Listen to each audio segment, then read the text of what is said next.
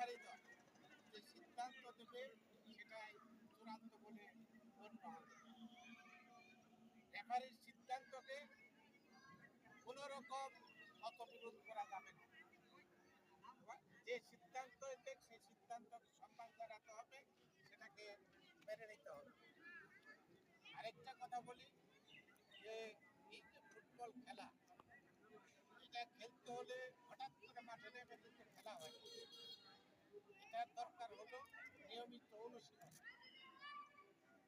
যেহেতু একটা টুর্নামেন্টের আয়োজন করা হয়েছে, তোমরা খেলবা, আমি তোমাদের অনুরোধ জানাবো যে তোমরা নিয়মিত অন্তত এই খেলা যতদিন চলবে প্রতিদিন সকালে একটু প্র্যাকটিস করবা, অনুশীলন করবা।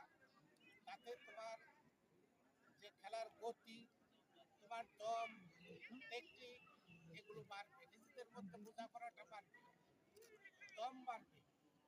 হ্যাঁ, সে কারণে আমি তোমাদেরকে বলবো যে তোমরা এই খেলা শেষ না হওয়া পর্যন্ত নিজেদের সাফল্য অর্জনের জন্য প্রতিদিন অনুশীলন করবে।